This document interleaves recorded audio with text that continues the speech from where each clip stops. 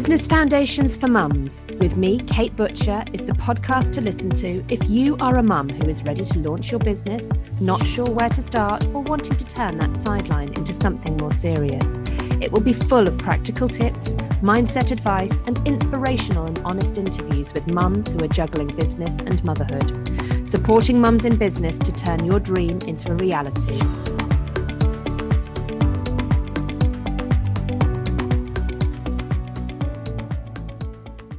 And welcome to today's podcast episode. Today I've got Claire Winlow with me, who runs the business Red Kite Days, and you've got another business as well, which I'm sure you can tell us all about, Chameleon & Co. Is that right? That's right, yeah.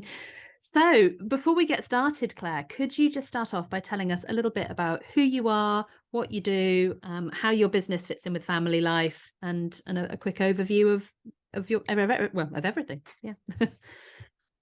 Well, I guess at the moment, first of all, I'm a mum of 3 boys, so they keep me very active. I'm not a member of a gym, no need for that. But then I'm also me. So I love strong builder's tea, not Earl Grey. I love days out where you don't need a coat. You know, those days that you just go out and the sun is shining. I love to travel. I love to explore, find new places, and just try new things, learn new things, and just enjoy the world, I guess. Fantastic. Thank you. And tell us a little bit about how that has all fed into your business and how that came about. So Red Kite Days, it's a family-friendly website. So I share days out reviews, places that we've actually been, rather than a big directory list of places that you would look at and think, well, I don't know, is it any good? So actual sort of genuine reviews, our take on places, the latest family-friendly events, classes, clubs, holiday clubs, everything like that. But it all started really as a hobby. So I was working for Coca-Cola at the time, and I was doing digital projects, having had about half day's training course internally. And you then going into these meetings and thinking, I'm kind of a bit out of my depth. So my go-to is, right, well, what am I going to do about it? So I can read up some stuff online and I can have a practice. So I thought, well, if I just, set up a website, bit of social media accounts, give it a try out, how hard can it be? So that's what got me going. But I needed an idea for what I was going to set up. So my sister had just come back from Australia, and she had 2 young ones, and I had 2 little ones at the time as well. And she was asking me, where can I go? What's good? What can I do? And that's where I thought, actually, I can just share all of this stuff that I'm telling her about. And then I can look out for things like events that are coming up. So things that are fresh content that'll have people visiting the website and coming back on a regular basis. So it was very much a hobby that I did little bits here and there. And then it started to grow. And it grows, and I got into my Google Analytics and looking at the stats and the trends and things like that. And then and it was very much part-time here and there. And then I had a lovely farm park approach me to say, oh, can you send me your media kit? And I thought, oh, yes, of course. And then I thought, right, what's a media kit?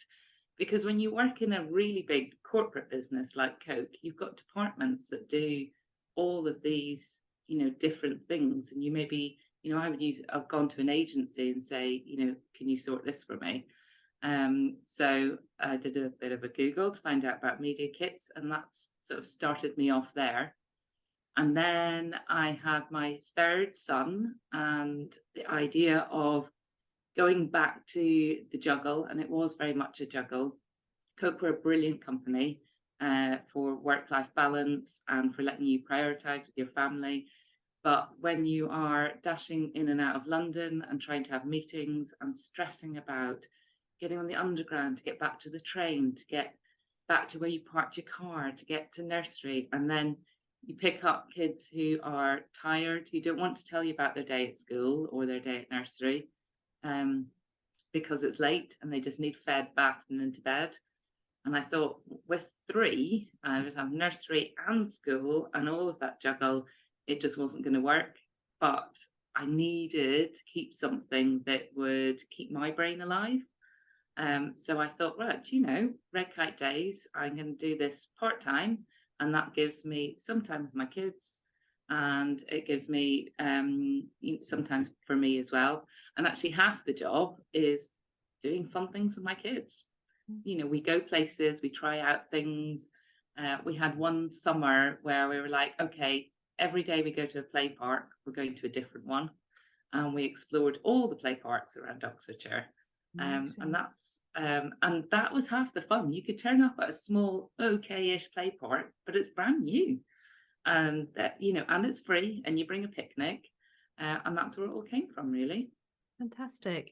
And what a brilliant way of incorporating your family and your business and bringing those two together. I think it's a fantastic way of being able to make a business out of your family life effectively, isn't it? Which I think works so well when you're trying to juggle, as you say, all of those things, trying to juggle business and motherhood. If you can bring the two together, you're in a win-win.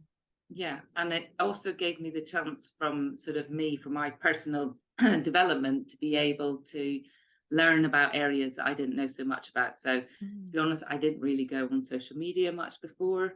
It was a bit tired, a bit clunky to go on Facebook with slow download speeds and things like that. And that's all got sort of much easier. I didn't even have, when I first started, I didn't even have a phone, proper, the normal phone. So being able to sort of go on as, things have changed so much over the last few years. And then the SEO side of things on the website, that was like a whole new area. Now, I'm not sure I'd recommend the way I learned it, which was have a baby that wakes up every 2 hours through the night.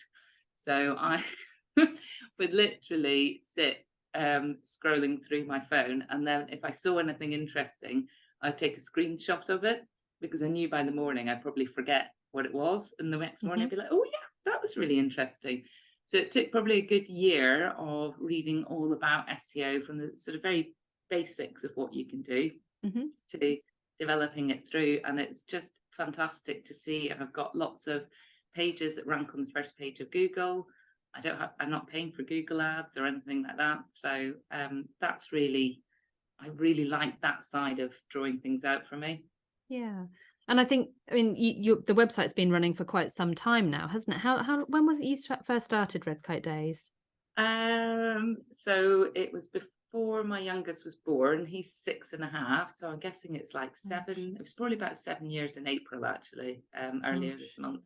Wow. So, yeah. And actually, those Google rankings, they are something that does build up over time. I was actually just having a conversation with somebody earlier today about a lot of stuff in business is about playing the long game. It's something I'm not very good at. If I don't see results, I get really disheartened and then I give up on stuff.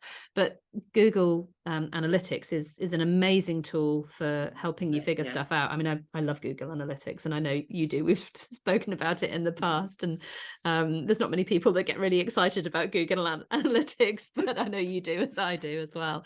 But yeah, Google Analytics, and then spending time really working on that SEO. It's something, sometimes you can do some work on your SEO and you might not necessarily see the results for another few months, but actually when you're constantly working on the SEO, you don't really know which bit it is that's created those results, but it's probably the whole package and that long game with the SEO, isn't it?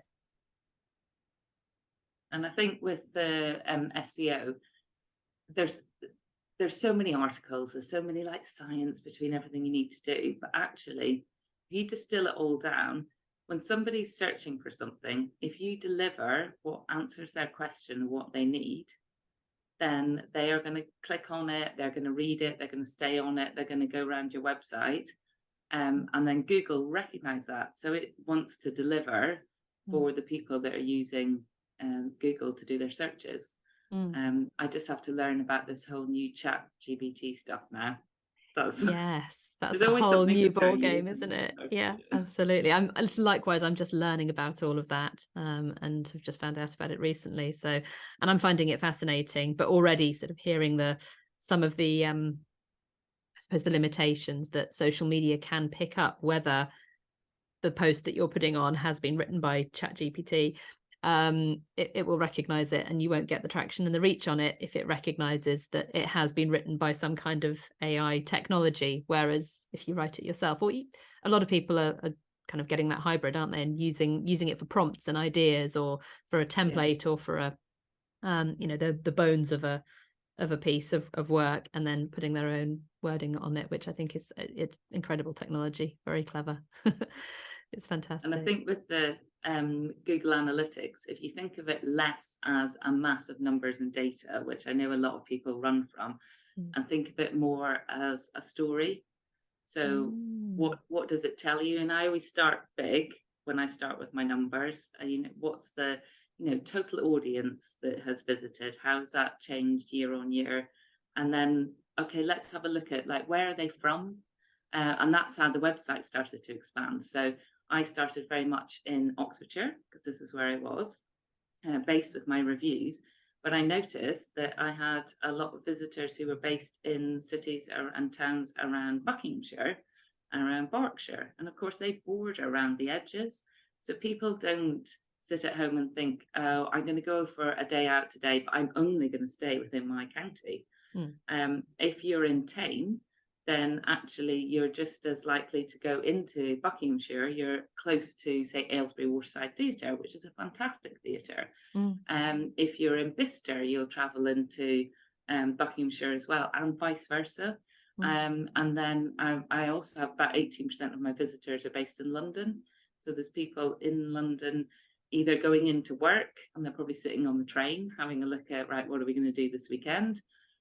Or in London and looking to come out of London for holidays and visits and things like that as well. So the opportunities you see when you start to tell the story from Google Analytics are then help feed what have you done, what are you doing that's right, and where can you take it, and where are your opportunities. So that's why I find the analytics so fascinating. It is. I mean, one of my favorite parts of Google Analytics is looking at, as you say, where people have come from in terms of sort of what platforms have directed them to your website, but then having a look at what page they've gone to first, and then what their journey is from there on, and how they've moved through your website and been, what's obviously caught their attention. It's a really good way of understanding what people are interested in finding out about, when you can actually track what gets their attention and where they move around your website and how they see things. I think it's a fantastic tool to look at. Yeah, and I mean, Red Kite Days, I'm going to personally say that I've found it so helpful over the years. Ever since I first came across you at a networking meeting, I don't even know how many years ago. It was quite new then, maybe 6 years ago, 5 years ago, something like that. Yeah, because my youngest, he was just little, so we were able to bring. I had him with a bit of Brio train track, I think, sat on the floor doing that. We first met at networking, didn't we, a few years ago, when probably six years ago, something like that. And yeah, your son was quite small, as was mine. Bit of Brio train track on the floor set up while you do a bit of networking. But I think that's what mums are very good at, multitasking. And it's quite daunting if you start to start your own business and to run your own business, and then to try and balance it with everything in your life. So it does give great flexibility, but what you don't have is walking out of the office door and getting into your car and driving home and sort of switching off from that. Yes. But we are great multitaskers, and I think those are skills for running your own business, or for employers as well, to recognize, if you give mums flexibility, the skills that they can bring to a job are amazing. And they can be very efficient when you've got to get home for a school pickup. If you need a job done, you need to ask a mum. Definitely. I've heard that phrase a few times.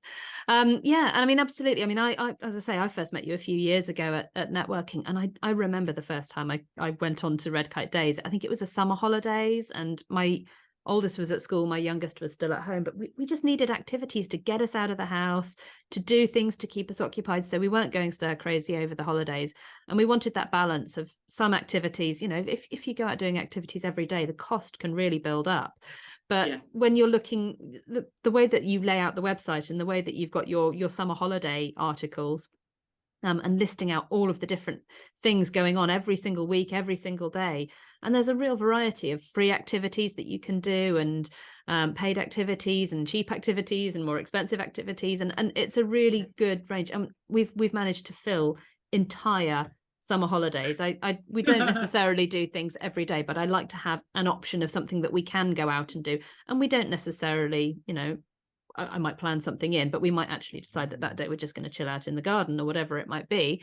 But it's nice to have an option of somewhere that you can go every single day in the holidays. And I do remember one summer sitting down, we went away for the first bit of the holidays, and I remember sitting in the garden in France on our holiday and thinking, right, I had a printout that I'd taken with me and I filled every single day of that holiday with something, so that when we got back from our holiday and being away, we had things to occupy us. And it's such a fantastic resource.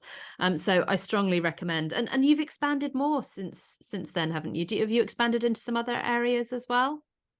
Yeah, so I guess when my youngest started school, that was a big sort of instigator to put more time into the business, but still to be able to have the flexibility to do drop off, to do pick up, to be around and do things at the weekend.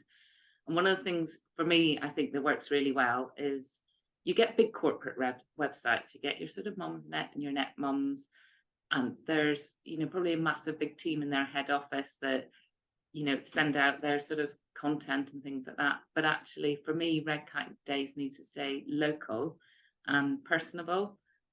So I still meet people who'll say, oh, I saw your post about this on Facebook and we went along, that kind of thing. And so as the website was growing and expanding, I thought actually there are lots of little local events that are happening, say in Buckinghamshire, that wouldn't be quite relevant for if you're coming from South Oxfordshire or Berkshire or something like that. But if you were living in Aylesbury, it would be like the perfect, like a free family fun day, that kind of thing. So I thought, well, I will split up the social media platforms and have them by region. And I have a lot of ideas, and sometimes they take a while to come to fruition, but there's always more ideas. I'll never be done. And I had a friend actually who was up in Cheshire, and she said, we don't have anything up here that's quite like this. I'm keen to do something. So that was my kind of instigator to say, right, can I split the website to give a regional view? So if you go on, you could have everything prioritized for just Cheshire or just Buckinghamshire or just Surrey. But then to have somebody on the social media locally who could share their days out adventures and what events we're on, and keep that very kind of hyper local feel. And I think that's what makes the big difference. And then you can share content from, across the regions if it's relevant as well. So I now have a wonderful mum with 2 kids called Carly, who's in Buckinghamshire. I've got a mum of twins in Gloucestershire. I've got a mum of 1 in Berkshire. I have a wonderful Michelle who's in Surrey, who is she's just amazing. She's had no experience on social media before or websites or anything like that, and she just goes for it. And so she's covering Surrey as well. So it's just expanding bit by bit. Amazing. And is Cheshire still going as an area? And Cheshire is still going strong. Yeah, Cheshire's going really well. Yeah, and so I've got Jenny up, and she's got her 2 daughters. So mix of ages of kids as well across all the different regions. So we pick up a bit of everything. Fantastic. And it works for them because it gives them a flexibility to go and do things with their kids, fit things around, write their reviews up, and then I do all the techie stuff in the background.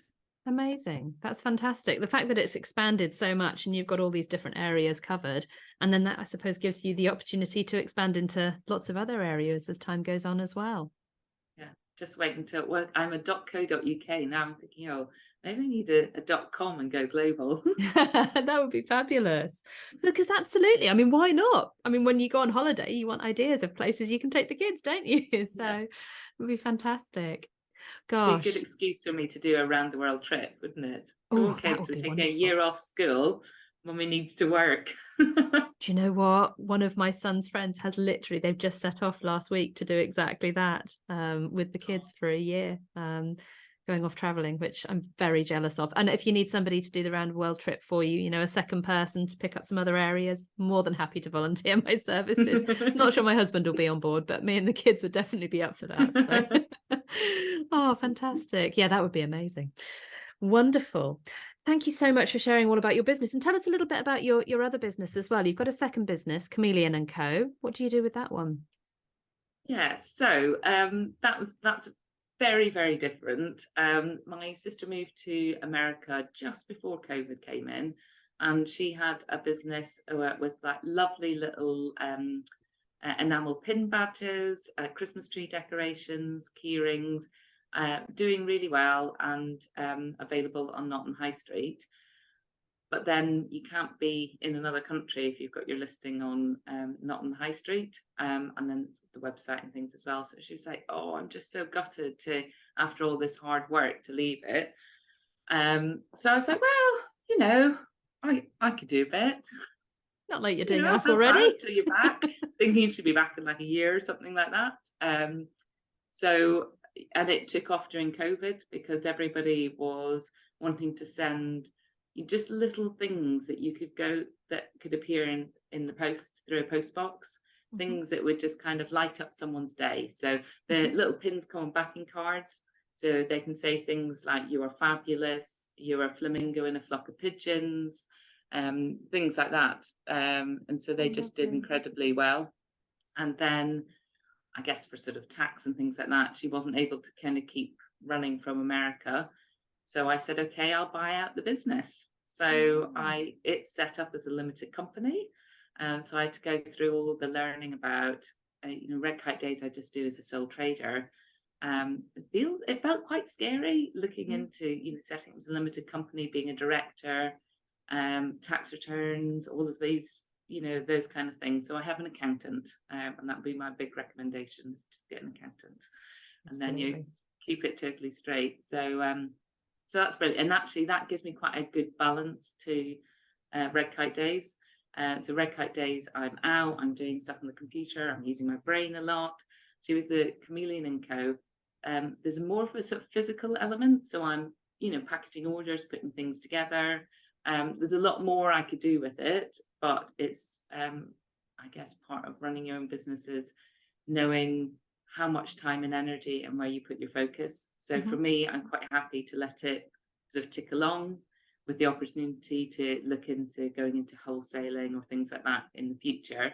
But at the moment, the big growth area for me is Red Kite Days. So it's where I'm having most fun and enjoying, and I can make sure I keep a balance, and the balance for the kids as well. Absolutely. That sounds fabulous.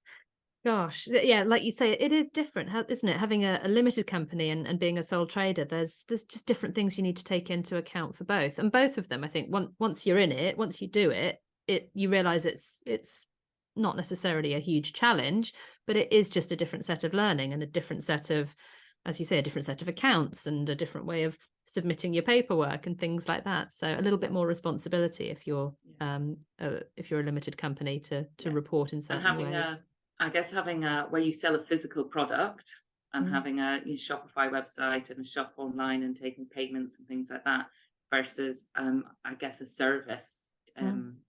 Red Kite Days offers a service, so it's two different, very different types of business, but all good for keeping my brain alive.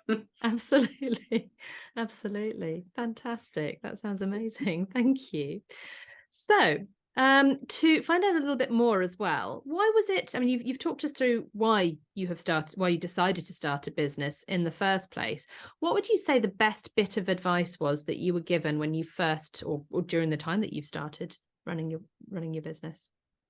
So I have an absolutely wonderful life coach called Jackie Meek of Future Path Life Coaching, who we've interviewed on the podcast so already. Brilliant.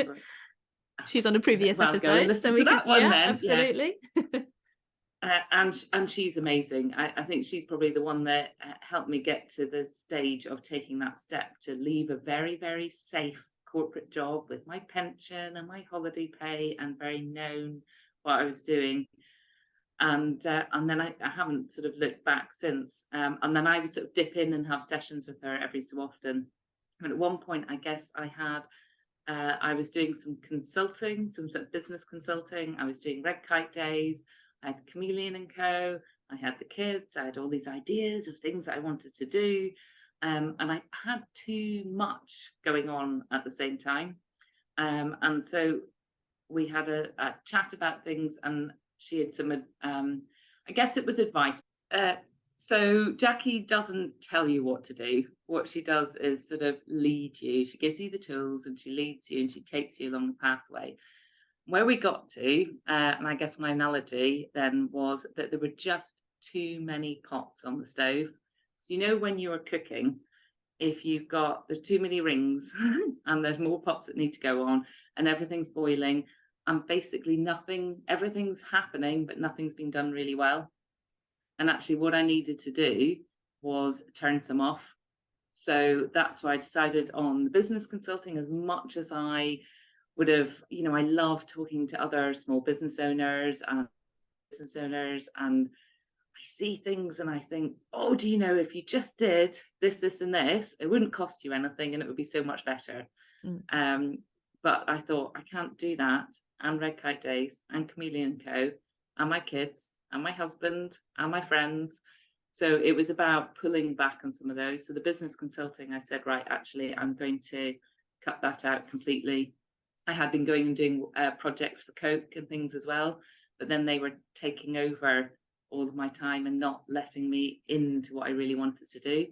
So I said, right, I'm just going to take that one right off. I'm going to focus on the Red Kite Days, and I'm going to pull back a little bit on Chameleon and Co, but I'm going to let it tick along.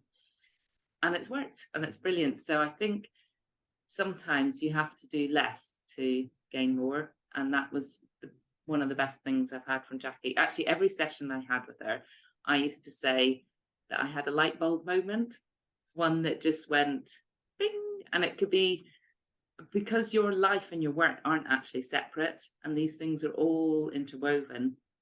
So I had one where I realized that actually, although I was reaching all these goals I'd set myself, and Jackie had asked me, how does it feel? You're just about there for where you wanted to be. And I was like, yeah, but I still won't be getting any sleep, because my youngest did not want to sleep through the night.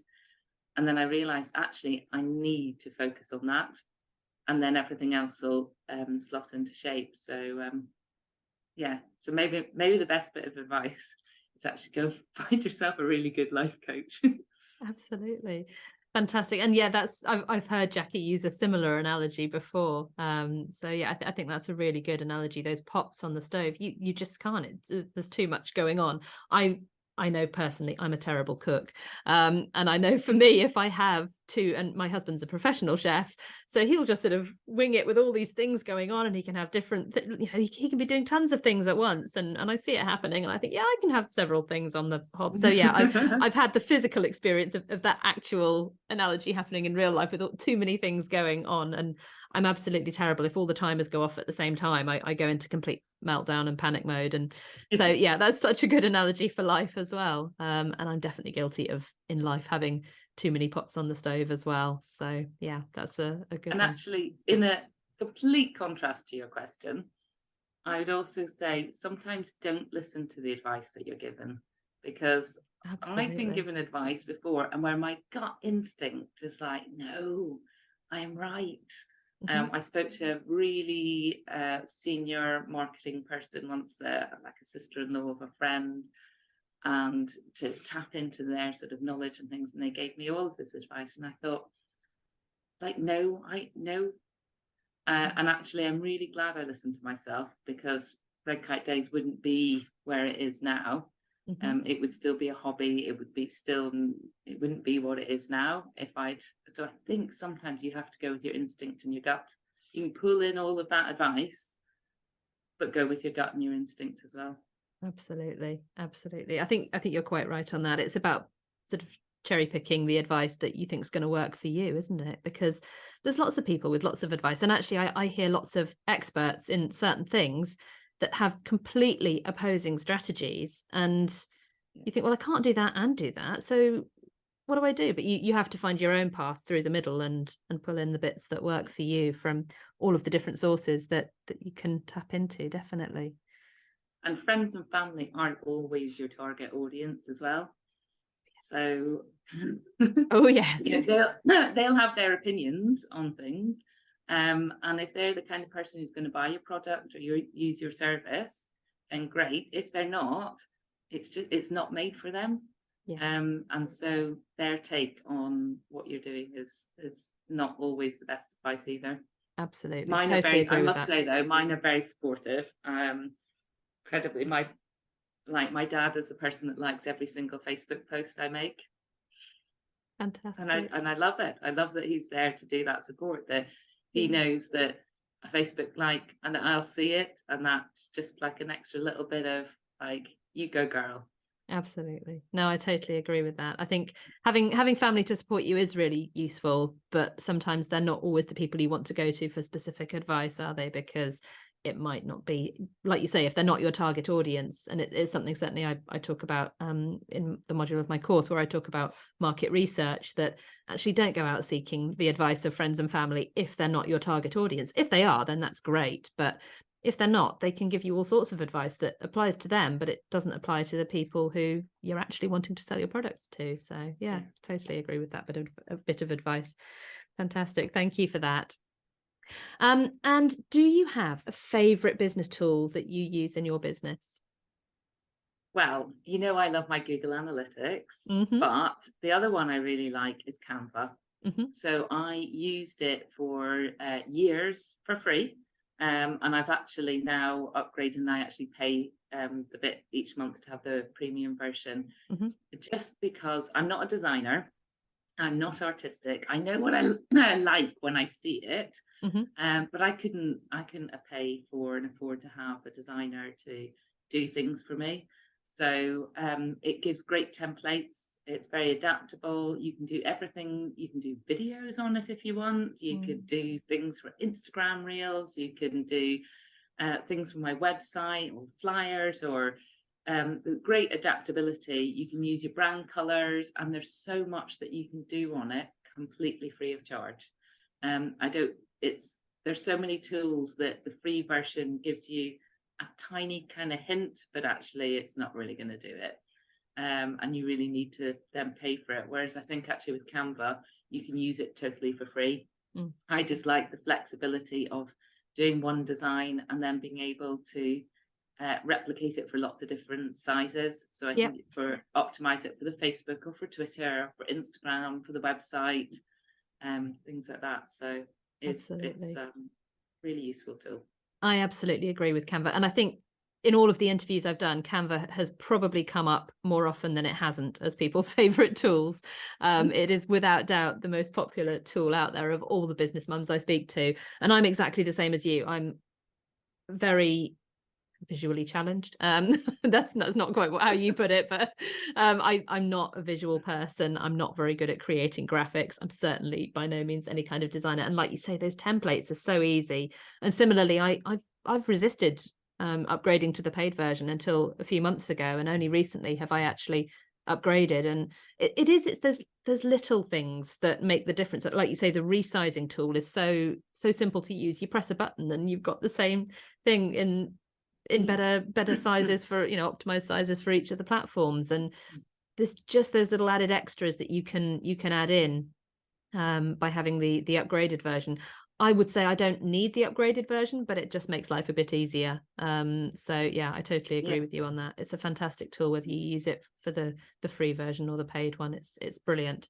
Yeah, and it's always expanding. There's always new things coming into it, and new things that you can add to. And they've got their own little version of, similar to ChatGPT now as well. They've got their own Canva Write, which is so clever. I love it. I've used it quite a few times now, and that's available on the free version as well. You get limited uses on the free version, but it is still available to use. So it's a brilliant tool. Yeah, thank you very much.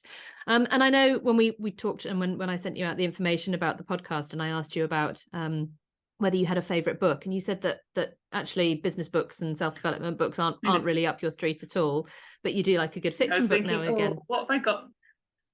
What have I got on my bookshelf? Because I have bought them, and then I tend to I get sort of like part way through, and then I think I get busy with other stuff, or I don't know, sometimes I feel like they're just reworking the same stuff over for different ideas, and I just kind of want to say, oh, just get on with it, because I'm a kind of just get on with it person. So if I get time out to read, and the thing is I love to read, so if I'm going to get time out to read, actually I want to switch off and just read a novel, just like a nice easygoing, not too brainy novel, and it's nice to escape. And do you have any particular favorite novels or authors that really kind of help you to switch off? Because actually switching off from business is a really important part of business, isn't it? It's really important to have that downtime. I tend to pick up whatever crime novels my dad's finished. He arrives with like lots of books, and then like that's going to take me about a year to have enough time to like get through that you've gone through in the last month or so. So I quite like a crime novel. I quite like a bit of a mystery, who's done it, that kind of thing. I'm reading The Power at the moment, actually, that's on the Netflix series that's just come out. Because I wanted to read it before I watched the series, although I've started to dip into the series because a character may or may not be wearing certain Chameleon and Co. pin. Fantastic. But I haven't spotted it yet. So I have had some great things where it's Chameleon Co. products have been like where people have been wearing them on TV. Oh, fabulous. And I've totally mind blanked his name. Jay Blades, from the repair shop. Yeah. So a couple of Christmases ago, he's got this bright blue boiler suit, and he had our little robin pin on. Fantastic. And it looked really striking. And then I had all these orders pinging, because it pings on my phone. It makes like a ching sound. And this is going ding, ding, ding, ding, ding on my phone.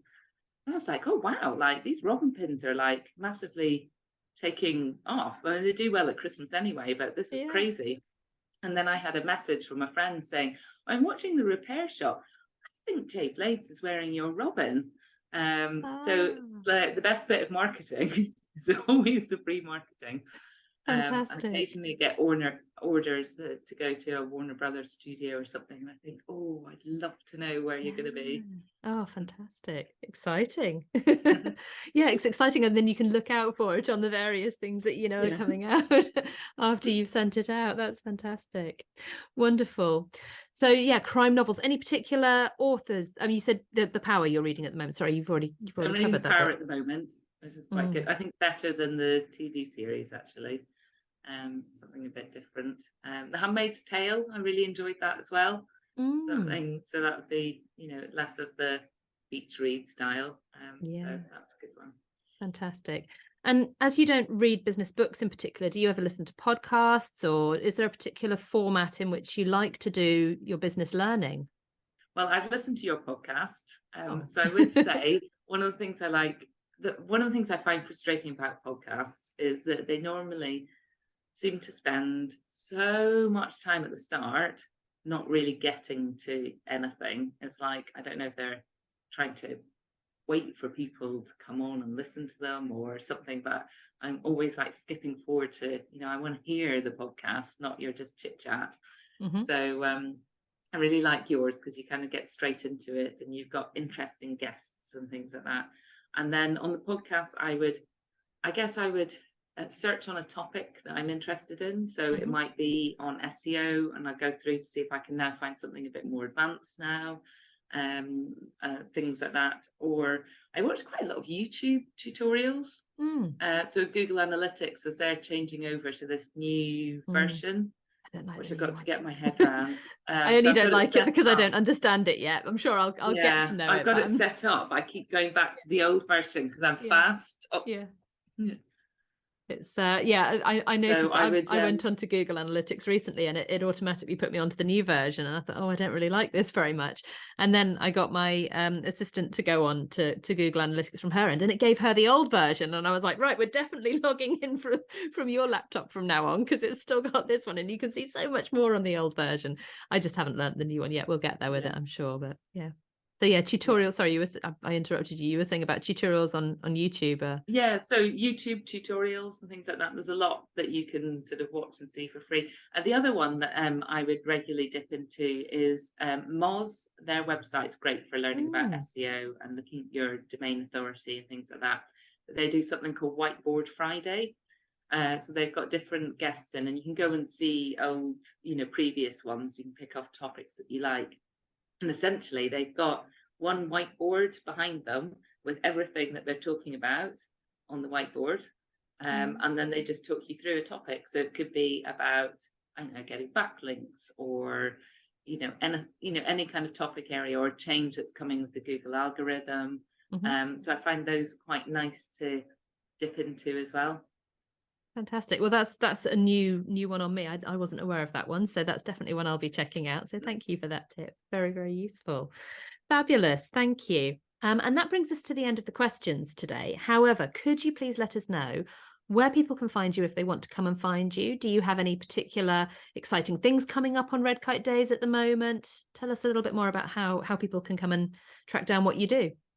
So the website's the best way to reach in, and it's got links through to social media and things like that. So it's redkitedays.co.uk. And then every school holiday, I have my What's On guide by region. So that will be out. The next one will be May half term. So go and check that out. And it'll have, as you said before, the big variety. So it'll have outdoor adventures, indoor, free things, live theatre, a real mix for things and for all ages as well. So right from the little tots all the way through to the teens. Fantastic. Thank you. Yeah, those guides are absolutely life-saving when you've got to get through the summer holidays and you've got to keep the children entertained throughout. So yeah, thank you so much for sharing those with us. Fabulous. And you are on all the social media platforms as well. I know I follow you on quite a few, probably on all of them. But yeah, I often see you popping up in local mum groups as well. I'm a member of lots of local mum groups, and I do see your posts popping up in there quite regularly, as well as comments that you make. So actually, I find that you're a really valuable use of you answer questions really well in a lot of the mum groups. So people ask for things and you're straight in there with a really good answer and helping mums out in what they can do with their children when they've got some time to do stuff. So yeah, thank you for all of that you do, because I find, again, those comments are really, really valuable and really helpful a lot of the time, which is brilliant. Wonderful. Thank you so much for your time today, Claire. It's been really lovely chatting to you. And hopefully lots of people will find... Yeah, it's been brilliant. Yeah, it's been nice to chat with you again, because it's been a while since we've spoken. But yeah, hopefully some of our listeners can go and find some really useful things that they can do through your website with their children. So thank you. Brilliant. Thank you so much. Thank you for joining us here at Business Foundations for Mums. You can find all of our episodes, show notes and blog posts at businessfoundationsformums.co.uk, and you can follow us on Instagram or Facebook.